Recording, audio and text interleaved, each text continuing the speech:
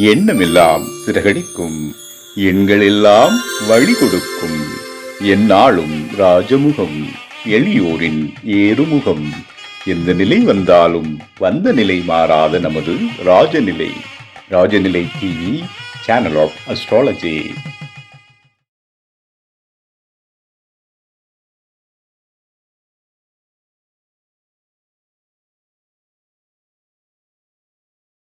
வாழ்க வையகம், வாழ்க வையகம், வாழ்க வளமுடன். அம்மா அப்பா பாதம் பணிந்து வணங்குகிறேன்.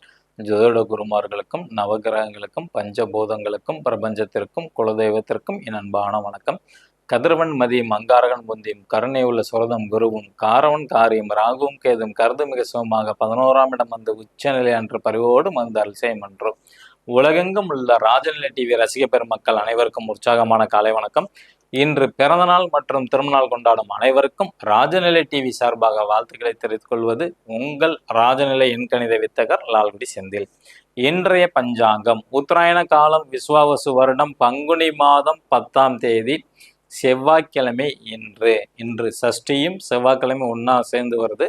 ரொம்ப விசேஷமான நாள். 24/3/2026. நல்ல நேரம் காலை 7:30 மணி முதல் 8:30 மணி வரை, மாலை 4:30 மணி முதல் 5:30 மணி வரை. கௌரி நல்ல நேரம் காலை 10:30 மணி முதல் 11:30 மணி வரை, இரவு 7:30 மணி முதல் 8:30 மணி வரை.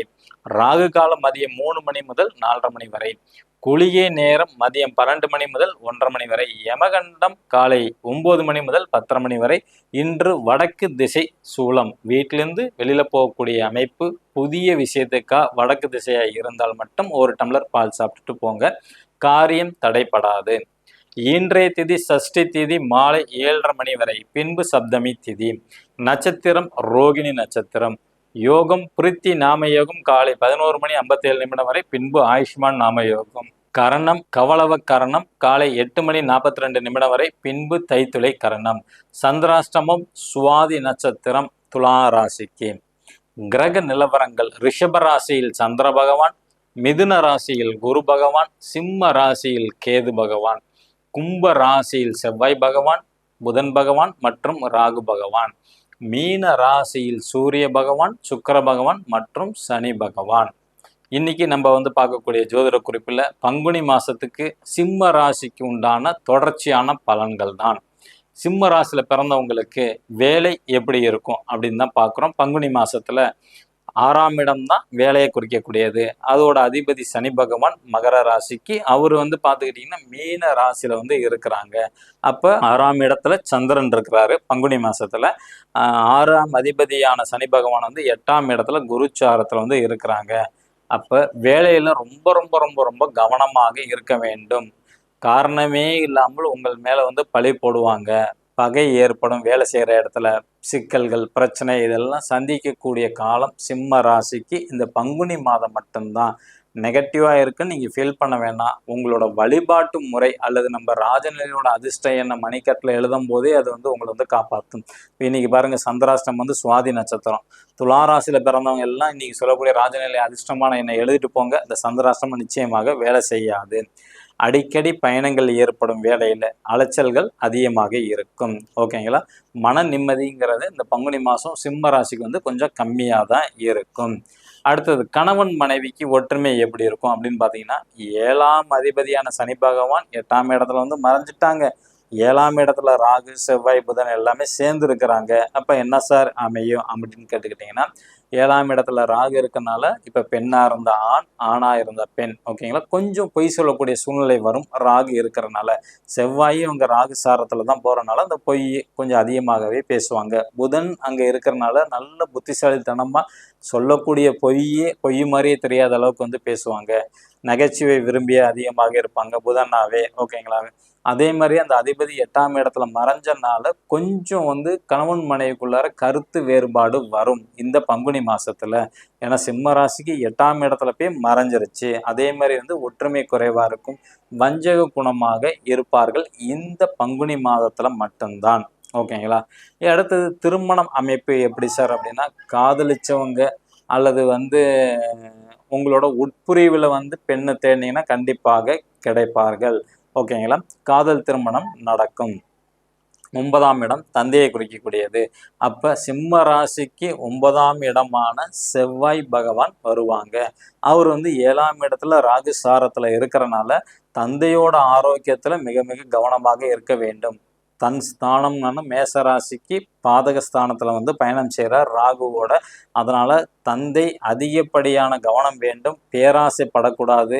இந்த எம்மனம்ல ஆள் சேர்க்கறதுல அந்த மாதிரி விஷயங்கள்ல பணம் ஒன்று கொடுத்தா ரெண்டா கிடைக்கும், அந்த மாதிரி லாபம் நோக்கம் அதிகமாக இருக்கக்கூடிய வேலையில ஈடுபட்டாங்கன்னா கண்டிப்பாக சட்ட சிக்கலை வந்து மாட்டிக்குவாங்க. ஏமாற்றம் உண்டு. ஏன்னா ராகு வந்து பேராசை காட்டி லாக் பண்ணக்கூடிய அமைப்பு. அந்த 9ஆம் அதிபதி ராகு சாரத்துல ராகு பகவானோட சேர்ந்து இருக்கிறதுனால சிம்ம ராசியில பிறந்தவங்களோட தந்தை, இப்போ உங்களோட குழந்தை சிம்ம ராசின்னா நீங்களும் கொஞ்சம் கவனமாக தான் இருக்க வேண்டும். ஓகேங்களா? அடுத்தது வந்து பார்த்துக்கிட்டிங்கன்னா 10ஆம் இடம் தொழில் மற்றும் மாமியாரை குறிக்கக்கூடியது. சிம்ம ராசி 10ஆம் இடமான சுக்கிரன் வந்து உச்ச நிலையில வந்து அடைஞ்சிருக்கிறாங்க. ஓகேங்களா? அதுவும் சனி பகவான் சாரத்துல வந்து உச்சம் அடைஞ்சிருக்கிறாங்க. அப்ப பணம் வந்து ஸ்லோவா வந்துகிட்டே இருக்கும் தொழிலை பொறுத்த வரைக்கும். ஏன்னா சனி பகவான் வந்து மெதுவான கிரகம். அப்போ பொறுமையா தொடர்ச்சியா வரக்கூடிய அமைப்பு. ஓகேங்களா? அதே மாதிரி வந்து மாமியாரும் எடுத்துக்கிட்டிங்கனாலும் அவங்களும் யார் பேச்சும் கேட்க மாட்டார்கள். ஓகேங்களா? அதிகப்படியான முதலீடு செய்ய வேண்டாம். தொழிலை பொறுத்த வரைக்கும் கொஞ்சம் வம்பு வழக்கெல்லாம் சந்திக்கக்கூடிய சூழ்நிலைகள் வரும். கரெக்டாக டேக்ஸ் எல்லாம் கட்டக்கூடிய அமைப்பு இருந்தால் டேக்ஸ் எல்லாம் கட்டிடணும். இப்போ தேர்தல்லாம் அனௌன்ஸ் பண்ணிட்டனால அதில் கண்டிப்பாக இந்த பணம் அதிகமாக கொண்டு போய் மாட்டிக்கிறது இதிலெல்லாம் கொஞ்சம் அதிகமாக கவனமாக இருக்க வேண்டும் சிம்ம ராசி நபர்கள். ஓகேங்களா? அதிக முதலீடு செய்யக்கூடாது. மாமியாரும் கொஞ்சம் கவனமாக நடந்து கொள்ள வேண்டும். ஓகேங்களா? அடுத்தது 11ஆம் இடம்ங்கிறது வந்து மூத்த சகோதர சகோதரியை குறிக்கும் அல்லது மருமகன் மருமகளை வந்து குறிக்கக்கூடிய அமைப்பு. இந்த 11ஆம் இடம்ங்கிறது வந்து பார்த்துக்கிட்டிங்கன்னா மிதுனம் வீடா வரும் சிம்ம ராசிக்கு. அங்கே குரு பகவான் இருக்கிறாங்க. இந்த அதிபதியானது 7ஆம் இடத்துல வந்து இருக்குது. அப்போ இவங்கெல்லாம் கொஞ்சம் அட்வைஸ் பண்ணக்கூடிய கேரக்டராகவே இருப்பாங்க கடைசி இந்த ஒரு வருஷமாவே. ஏன்னா ஒரு வருஷமா மிதுனத்துல வந்து குரு பகவான் இருக்கிறனால இந்த மருமகனா இருக்கட்டும் மருமகளா இருக்கட்டும் இல்லை மூத்த உடன்பிறப்பா இருக்கட்டும் அக்கா அண்ணன் அவங்க அட்வைஸ் பண்ணலாம், ஒன்றும் தவறு கிடையாது. ஆனால் சின்னவங்களான மருமகள் மருமகன் அட்வைஸ் பண்ணால் ஏற்றுக்க முடியாதுல்ல. அந்த மாதிரி அமைப்புகள் வந்து உண்டு. ஓகேங்களா? அதே மாதிரி வந்து பார்த்தீங்கன்னா தந்தைக்கு கொஞ்சம் உறுதுணையாக இருக்கக்கூடிய அமைப்புகள் வந்து உண்டு. அடுத்தது 11ஆம் இடம் அப்படிங்கிற போது வந்து பதவி சம்பந்தப்பட்ட கேள்வி இருக்கு அப்படின்னா 11ல குரு இருக்கிறாங்க. அவர் வந்து செவ்வாயோட சாரத்துல 11ஆம் அதிபதி செவ்வாயோட சாரத்துல வந்து இருக்கிறாங்க. நிச்சயமாக கிடைக்கும். ஏன்னா சிம்ம ராசிக்கு வந்து பார்த்துக்கிட்டிங்கன்னா செவ்வாயே வந்து பாதகமாக வருவார். செவ்வாயோட ராகு இருக்கிறனால கண்டிப்பாக குறுக்கு வழியில வந்து இவங்களுக்கு பதவி உயர்வு அது கிடைக்கும். அடுத்தது வெளிநாட்டு யோகம் எப்படி இருக்கும் சிம்ம ராசிக்கு? 12ஆம் இடம் தான் கடக வீடா வரும் சிம்ம ராசிக்கு. அந்த சந்திரன்கிறது வந்து பார்த்துக்கிட்டிங்கன்னா மகரம் வீட்டில் பங்குனி மாசத்துல இருக்கிறனால வெளிநாட்டு அமைப்புங்கிறது வந்து பார்த்தீங்கன்னா நிச்சயமாக கிடைக்கும். ஏன்னா வந்து பார்த்தீங்கன்னா சந்திரன் தன்னோட சுயசாரமான திருவோண நட்சத்திரத்துல இருக்கிறாரு. 6ஆம் இடம் மறைவு ஸ்தானமா இருந்தாலும் சந்திரன் 6ஆம் இடத்துல இருந்து தன் 7ஆம் பார்வையாக கடக வீட்டான நீர வீட்டை பார்க்குறாரு. 12ஆம் இடங்கிறது நீண்ட தூரம் பயணம் குறிக்கக்கூடியது. நிச்சயமாக சிம்ம ராசியில பிறந்தவங்களுக்கு வெளிமாநிலம் வெளிநாடு போகக்கூடிய யோகம் நிச்சயமாக உண்டு. அடுத்தது நம்மளோட வெற்றி பயணமான ராஜநிலையோட அதிர்ஷ்டம் என்னதை நம்ம பார்க்க போறோம். 12 ராசிக்கும் புதுசா பார்க்கக்கூடிய நண்பர்கள் இந்த மாதிரி ஒரு பர்மனன்ட் மார்க்கரை வந்து வாங்கிக்கிங்க. ஓகேங்களா? இந்த மார்க்கரை பயன்படுத்தி உங்களுக்கு தேவையான கோரிக்கை எதா இருந்தாலும், திருமணம் நடக்க வேணுமா, உங்க குழந்தைக்கு திருமணம் நடக்க வேண்டிய கூட உங்களோட ராசி தெரிஞ்சா கூட போதும், நீங்க எழுதலாம். உங்க பையனுக்கு உங்க பொண்ணுக்கு வந்து திருமணம் நடக்கினா கூட உங்களுக்கு பேரண்ட்ஸ்க்கு வந்து ராசி நட்சத்திரம் தெரிஞ்சா கூட போதும், எழுதலாம். அதே மாதிரி குழந்தை பாக்கியம் வேணும், கொடுத்த பணம் வேணும், நல்ல வேலை கிடைக்கணும், படிப்பில் அதிக மார்க் எடுக்கணும், இது மாதிரி A to Z மனிதராக பிறந்தவங்களுக்கு என்ன தேவையோ அன்றாட வாழ்க்கைக்கு அதை நீங்க நினச்சிக்கிட்டு எழுதலாம். இந்த இடத்துல தான் அதை இப்படி கையை வச்சிங்கன்னா இந்த இடம் 4 விரல் பார்த்தீங்கன்னா இந்த நாடி துடிப்புக்குள்ளார உங்களோட அதிர்ஷ்ட எண்ணை வந்து நீங்க வந்து எழுதணும். ஓகேங்களா? அந்த லக்கி நம்பர் எழுதும் போது உங்களோட கோரிக்கையை நினைச்சுக்கிட்டு எழுதுனா நிச்சயமாக நடக்கும். 100 நாள். ஓகேங்களா? ஜஸ்ட் 100 நாள். ஓகேங்களா? இது எழுதக்கூடிய டைமிங் எடுத்துக்கிட்டீங்கன்னா காலையில 6:06, 6:08, 6:22, 6:33, 6:42, 6:51.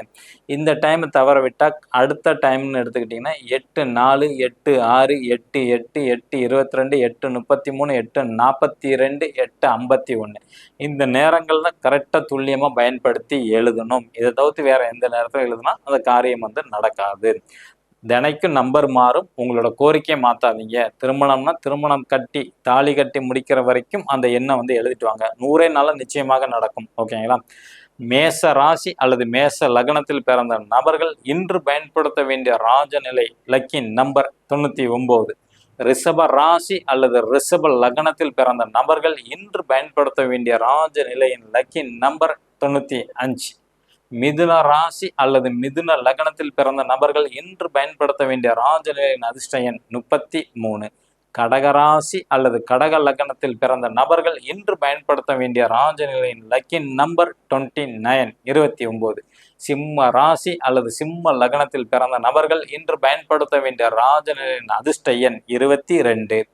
கன்னி ராசி அல்லது கன்னி லக்னத்தில் பிறந்த நபர்கள் இன்று பயன்படுத்த வேண்டிய ராஜநிலையின் அதிர்ஷ்ட எண் 32. துலாம் ராசி அல்லது துலா லக்னத்தில் பிறந்த நபர்கள் இன்று பயன்படுத்த வேண்டிய ராஜநிலையின் லக்கி நம்பர் 52. விருச்சிக ராசி அல்லது விருச்சிக லக்னத்தில் பிறந்த நபர்கள் இன்று பயன்படுத்த வேண்டிய ராஜநிலையின் அதிர்ஷ்ட எண் 64. தனுசு ராசி அல்லது தனுசு லக்னத்தில் பிறந்த நபர்கள் இன்று பயன்படுத்த வேண்டிய ராஜநிலையின் அதிர்ஷ்ட எண் 72. மகர ராசி அல்லது மகர லக்னத்தில் பிறந்த நபர்கள் இன்று பயன்படுத்த வேண்டிய ராஜனின் அதிர்ஷ்ட எண் 68. கும்ப ராசி அல்லது கும்ப லக்னத்தில் பிறந்த நபர்கள் இன்று பயன்படுத்த வேண்டிய ராஜநிலையின் லக்கி நம்பர் 97.